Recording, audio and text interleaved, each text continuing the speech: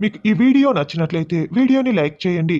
చారు గదిలోకి వచ్చి గడియ తలుపు పెట్టేసి కమాన్ బావా కమాన్ అని అరుస్తూ ఉంటుంది. ఏయ్ కమాన్ ఏంటి కమాన్ అని సీను విసుక్కుంటూ ఉంటాడు.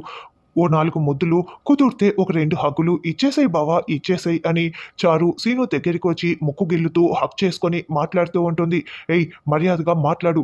కామ్‌గా పడుకుంటే బాగుంటుందని సీను విసుక్కుంటూ చెప్తూ ఉంటే, అదేంటి బావా నీ నవ్వంటే పిచ్చి, నీ ముద్దంటే నాకు పిచ్చి బావా, పెదనాన్న చెప్పాడు కదా ఇచ్చేసేయ్ బావా ఇచ్చేసేయ్ ప్రేమగా ఉండమని చెప్పాడు కదా అని చారు అంటే, అవన్నీ జరిగే పని కాదని సీను అంటాడు. మావయ్య చెప్పినా, ఎవరు చెప్పినా నువ్వు అక్కడే, నేనిక్కడే దూరం దూరంగానే ఉంటామని సీను చెప్తాడు. ఏంటి ఇంత పెద్ద ప్లాన్ చేసినా కూడా నువ్వు ఇలా మాట్లాడుతున్నావు, నువ్వు పెద్దనాన్న మాట ఎందుకు వినట్లేదు అని చారు అంటుంది. ఏంటి పెద్ద ప్లానా? ఏం ప్లాన్ చేశావు అని సీను అంటాడు. పెదనాన్న చెప్తే నువ్వు ఏం చెప్పినా వింటావని ఆద్య ప్లాన్ చెప్పింది. నేను దానిని అమలు చేశాను అని చారు నిజం చెప్పేస్తుంది. ఓ ఆద్య చెప్పిందా అని సీను అంటాడు. అవును ఆద్య చెప్తేనే నేను ఈ ప్లాన్ని అమలు చేశాను. నువ్వు పెద్దనాన్న చెప్పినా వినట్లేదు. రేపు నేను ఆద్యతోనే తేల్చుకుంటాను అని చారు అంటుంది. నువ్వు కాదు ఆద్యతో తేల్చుకోవాల్సింది నేను. కాబట్టి నోరు మూసుకొని పడుకో అని సీను అంటాడు. రేపు నేను ఆద్యతో తేల్చుకుంటాను కదా, రేపు సంగతి చెప్తాను అని చారు అనుకుంటూ ఉంటుంది. నిన్ను నన్ను దూరం చేసిన వాళ్ళకి నాకు ఎలా దగ్గర కావాలో నువ్వు ప్లాన్లు చెప్తున్నావా ఆద్య, చెప్తా నీ సంగతి అని సీను మనసులో అనుకుంటూ ఉంటాడు. ఎవరి పాటికి వాళ్ళు సీను చారు వేరువేరుగా పడుకొని ఉంటారు. తర్వాత ప్రభాస్ని శౌర్య కుమ్మేయటంతో చాలా దెబ్బలు తగిలి ఉంటాయి. వాళ్ళమ్మ కాపడం పెడుతూ ఉంటుంది. అబ్బా నొప్పి నొప్పి అని ప్రభాస్ విలువిల్లాడుతూ ఉంటాడు. రే ఇన్ని దెబ్బలు ఎలా తగిలాయిరా, కాస్త ఓర్చుకోరా, కాపడం పెడుతున్నాను కదా అని వాళ్ళమ్మ చెప్తూ ఉంటుంది. ఎలా తగిలాయని అడుగుతూ ఉంటే ఎద్దు కొమ్మేసిందని ఫ్రెండ్ చెప్తూ ఉంటాడు. అవి ఎద్దు కొమ్మిన దెబ్బల్లా లేవే, మనిషి గుద్దుల్లా ఉన్నాయే అని. అయినా కూడా వాడు ఎర్ర రంగు చొక్కా వేసుకోలేదు కదా అని ప్రభాస్ నాన్న ఫ్రెండ్ని ప్రశ్నిస్తూ ఉంటాడు. అంటే మనుషుల్లో కులమతాల పట్టింపులు లేకుండా ఎలా ఉంటాయో ఆ ఎద్దుకి రంగుల పట్టింపులు లేనట్లు ఉన్నాయి. అందుకే అలా బాగా దెబ్బలు తగిలేలా కొట్టింది అని అంటే, కొట్టడం ఏంటిరా ఎద్దు కుమ్ముతుంది కదా అని వాళ్ళ నాన్న మళ్ళీ ప్రశ్నిస్తూ ఉంటాడు. అదే కుమ్మడమే అని అతను మళ్ళీ కవర్ చేసేస్తూ ఉంటాడు. అబ్బా మీరు ఆ ఎద్దుల చరిత్ర పక్కన పెట్టేస్తారా, నేను ఒక 4-5 రోజులు కానీ లేచి తిరిగేలా లేను, అంతగా తగిలాయి అని ప్రభాస్ బాధపడుతూ నొప్పులతో విలవిల్లాడుతూ ఉంటాడు. అప్పుడే కాలింగ్ బెల్ మోగటంతో ఎవరో చూసొస్తానని ప్రభాస్ వాళ్ళమ్మ బయటికి రాగానే అక్కడ శౌర్య నిలబడి ఉంటాడు. ప్రభాస్ లేరా అండి అని అడుగుతూ ఉంటే అప్పుడే ఫ్రెండ్ వచ్చి రే నిన్ను కుమ్మేసిన ఎద్దు వచ్చిందిరా అని చూసేసి ప్రభాస్ దగ్గరికి పరిగెత్తుకుంటూ వచ్చి చెప్తాడు. అమ్మో అంటూ ప్రభాస్ పరిగెత్తుకుంటూ బయటికి వస్తాడు. రే అసలు నడవలేనని చెప్పావు, తిరగలేనన్నావు, ఇలా వచ్చావు ఏంట్రా అని ప్రభాస్ అమ్మ ప్రభాస్ని ప్రశ్నిస్తూ ఉంటుంది. తన్నిన ఎద్దు వచ్చి నిలబడితే రాకుండా ఎలా ఉంటారా ఆంటీ అని ఫ్రెండ్ అంటే, ఏంట్రా ఏం మాట్లాడుతున్నావో అర్థం కావటం లేదు అని ప్రభాస్ అమ్మ అంటుంది. అమ్మ నేను మాట్లాడి వస్తాను, నువ్వు కాస్త లోపలికి వెళ్ళు అని ప్రభాస్ అంటే, నువ్వు సరిగ్గా నిలబడలేకపోతున్నావు కదరా, అతన్నే లోపలికి వస్తానులే అని అంటే, లేదు నేను పట్టుకుంటానులేండి ఆంటీ అని శౌర్య అంటాడు. ఎవరో చాలా మంచివాడిలా ఉన్నాడురా ఈ అబ్బాయి అని ప్రభాస్ అమ్మ అంటుంది. సరే నువ్వు లోపలికి వెళ్ళమ్మా అని అనడంతో ఆవిడ లోపలికి వెళ్ళగానే, ఏంటి బాస్ ఇలా వచ్చావు, నువ్వు బాగా కొట్టేసావు కదా, నేను వారం రోజులు నడవలేనని కూడా చెప్పాను కదా, చూసావు కదా నా దెబ్బలన్నీ ఎలా ఉన్నాయో అని ప్రభాస్ చూపిస్తూ ఉంటాడు. ఇంకొంచెం బ్యాలెన్స్ ఉంది ఇచ్చి వెళ్దామని వచ్చాను అని అంటే, అయ్యో నా బాడీ తట్టుకోలేదు బాస్ అని ప్రభాస్ అంటాడు. లేదు నేనైతే డిసైడ్ అయిపోయాను ఇచ్చి తీరాల్సిందే అని అంటే, అయ్యో ఇప్పుడు మా అమ్మ నాన్న కూడా ఉన్నారు, వాళ్ళ ముందు చూడలేరు, వాళ్ళు తట్టుకోలేరు, కాబట్టి రేపు నేను బయటికి వస్తాను అప్పుడు అక్కడ ఇచ్చేద్దులే బాస్ అని ప్రభాస్ అంటే, లేదు ఇప్పుడే పూర్తయిపోవాలి అని శౌర్య అంటాడు. అయితే గట్టిగా ఫిక్స్ అయిపోయి వచ్చావన్నమాట. సరే ఇక్కడ వద్దు, కావాలంటే గదిలోకి వచ్చి నన్ను బంతాట ఆడుకో అని ప్రభాస్ రిక్వెస్టింగ్గా అడుగుతాడు. సరే అయితే పద లోపలికి వెళ్దాం అని శౌర్య అంటాడు. రండి బాస్ రండి సార్ అంటూ శౌర్యని లోపలికి తీసుకురాగానే అప్పుడు ప్రభాస్ అమ్మ, ఇదిగో బాబు మంచినీళ్ళు తాగు, కూర్చో బాబు కాఫీ తీసుకువస్తాను అని అంటే, అమ్మ ఆయన కాఫీలు తాగడానికి రాలేదు, సారు నాతో మాట్లాడడానికి వచ్చాడమ్మా అని ప్రభాస్ అంటాడు.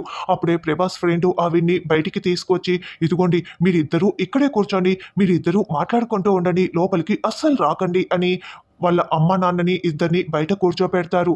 సార్ ఇప్పుడు నాకు ఈ 2 చేతులపై బాగా గాయాలయ్యాయి, ఇక్కడ కాకుండా వేరే చోట కొట్టండి సార్ అని ప్రభాస్ రిక్వెస్టింగ్గా అడుగుతూ ఉంటే, ఇప్పుడు నువ్వు చెప్పే దాన్ని బట్టి నేను కొట్టాలా లేదా అని డిసైడ్ చేసుకుంటాను అని శౌర్య 2 భుజాలపై గట్టిగా అదుముతూ చెప్తూ ఉంటాడు.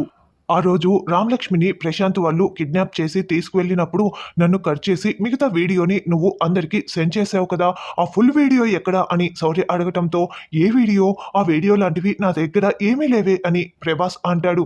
రేయ్, ఆ వీడియో నీ దగ్గర ఉందని నాకు తెలుసు, మర్యాదగా ఆ వీడియో ఇస్తావా లేదా అని శౌర్య అంటాడు.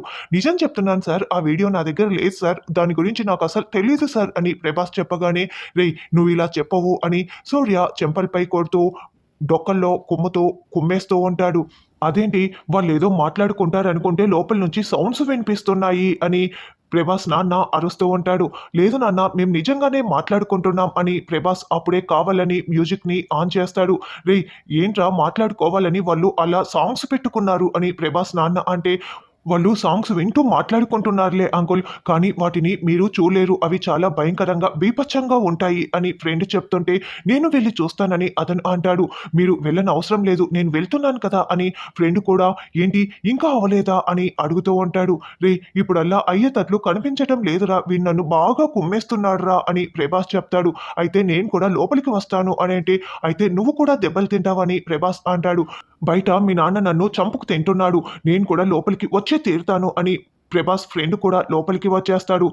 సార్ బయట మీరు బాగా కుమ్మేశారు కదా, ఇక్కడ కూడా మా ఫ్రెండ్ని ఇంతగా కుమ్మేస్తున్నారు ఏంటి సార్ అని అంటే, రే మన దగ్గర ఆ వీడియో లేదు కదా, నేను చెప్తున్నా కూడా ఈయనకి అర్థం కావటం లేదు, రామలక్ష్మి వీడియో అని ప్రభాస్ చెప్తాడు. అవునవును సార్, ఆ వీడియో మా దగ్గర అస్సలు లేదు, ఆ ల్యాప్టాప్లో అసలే లేదు అని ఫ్రెండు నోరు జారుతాడు.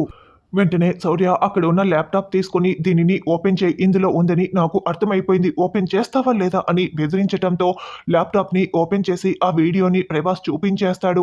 నాకు కావాల్సింది నాకు దొరికిపోయింది, ఇక నేను వస్తానని శౌర్య వెళ్ళబోతూ ఉంటే, సార్ సార్ సార్ ఆ ల్యాప్టాప్ది ఈ బ్యాగు కూడా తీసుకువెళ్ళండి సార్ అని ఫ్రెండ్ ఇస్తాడు.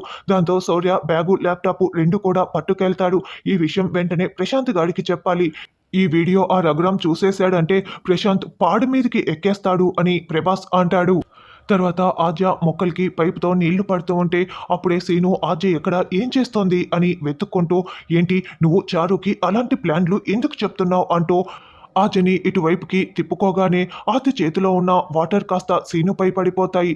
ఏంటిదంతా కూడా అని సీను అంటే, వాటర్ పడ్డాయి చూసుకొని రావాలి కదా, ఫ్యాన్ కింద కూర్చో ఆరిపోతుంది డ్రెస్ అంతా కూడా అని ఆద్య చెప్తోంది.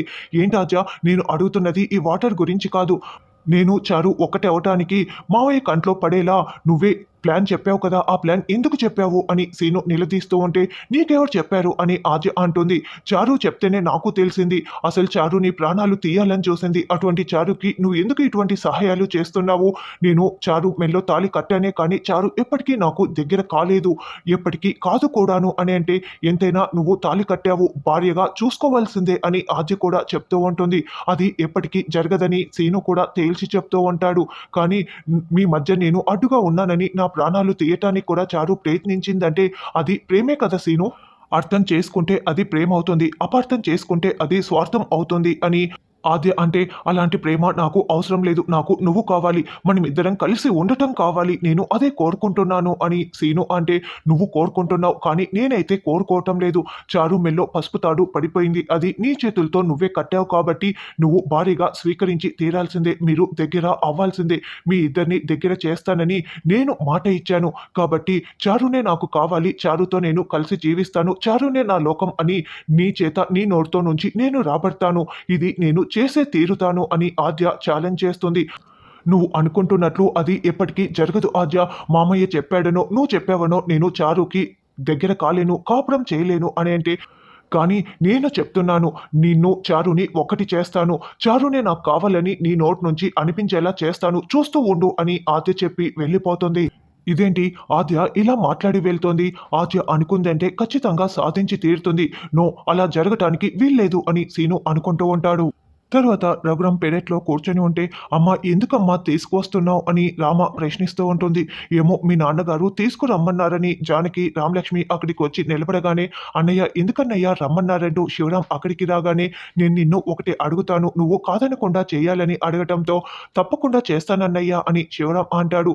ఈరోజు నా కూతురికి తండ్రి స్థానంలో కూర్చొని నువ్వు పెళ్లిలో కన్యాదానం చేయాలని అనడంతో, అదేంటన్నయ్య తల్లిదండ్రులు మీరుండగా నేను కన్యాదానం చేయటం ఏంటి అని శివరాం అంటాడు. నేనెక్కడ ప్రాణాలతో ఉన్నాను, రామలక్ష్మి నన్ను ఎప్పుడో చంపేసింది కదా అని రఘురాం అంటాడు.